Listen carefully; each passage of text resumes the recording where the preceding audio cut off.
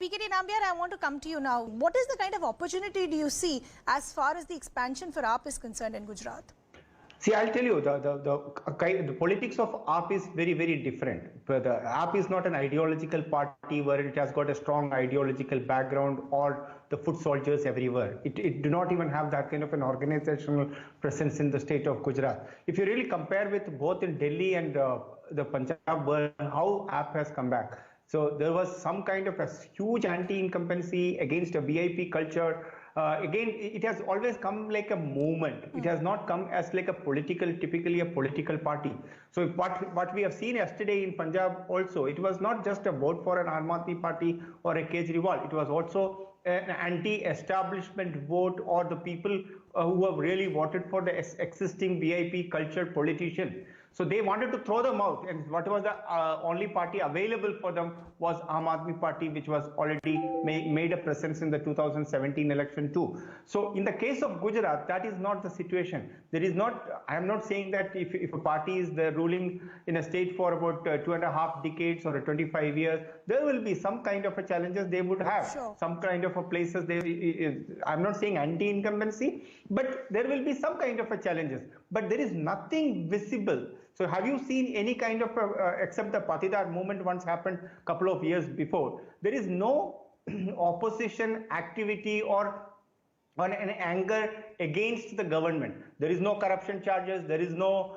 Bijli Sadak Pani kind of an issues there. So there is nothing to really for a party like Aam Aadmi Party to come and cultivate its politics in available right now in Gujarat. So I think it may take a lot of time.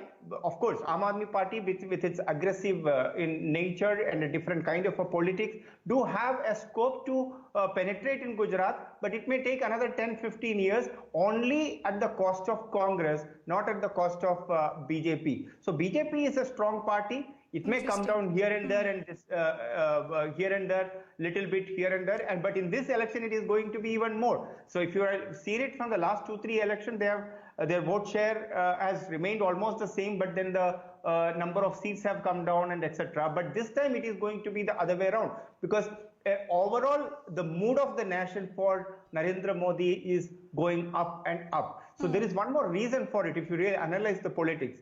On the one side, Modi is rising. On the other side, there is no challenger. As Abhishek was talking about, there is so many challenges. So many prime minister candidates. Mamata Banerjee is throwing herself as a prime minister candidate. KCR's hoardings are available in Lucknow and even in Delhi, saying that he's the biggest national leader who can speak English and Hindi. Pinarayi Vijayan is also not looking for an opportunity. Is there any scope for me to? MK Stalin, who may not be knowing anything beyond Tamil Nadu, also believes that yes, he also have a scope. Even in Uddhav Thackeray, Sharad Pawar. So many people wanted to, but nobody knows who can really bell the cat. I think what Maria said is the right thing, that today's welcome is like welcoming back to the Gujarat boy. I think that I like that phrase what she has used. I think it's a superb welcome. I think it's like a dream. Okay, for 2024.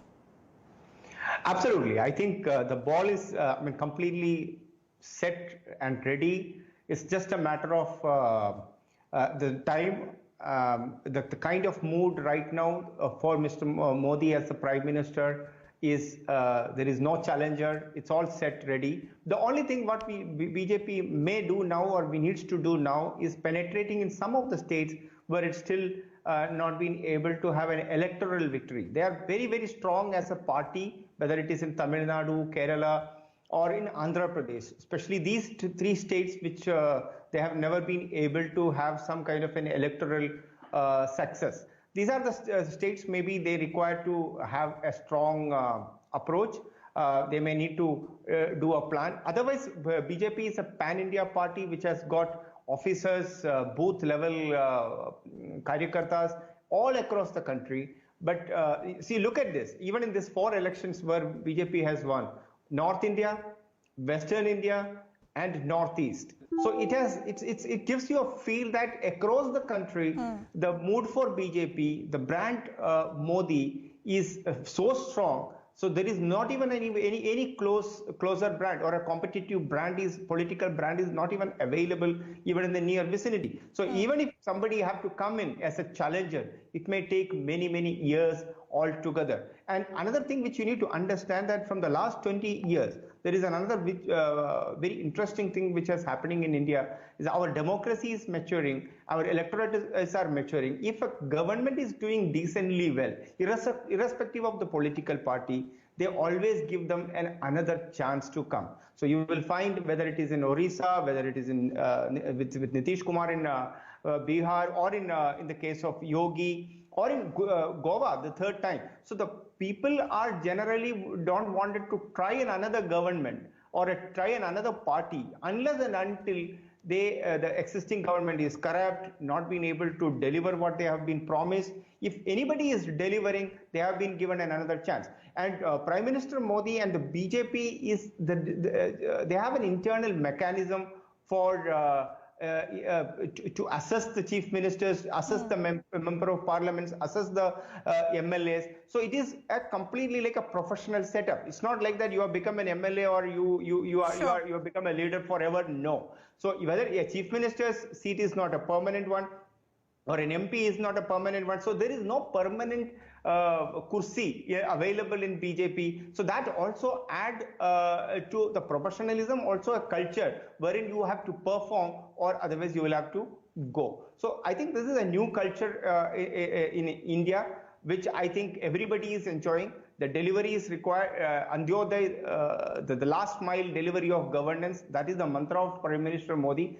And I think he has been able to achieve that throughout, and that is the reason for all these results. What Abhishek was also telling, the Maria was also talking about, that the ration is reaching, the money is reaching to the accounts of the people. So it's not like the government is having schemes, but the schemes are now getting to the beneficiaries. So if you are talking about a house, you are getting the house. It's not like if you are talking about a road, you can see the roads are getting constructed in front of you. If you are talking about an airport, you are seeing it. If you are talking about AIIMS, you can see the AIIMS happening.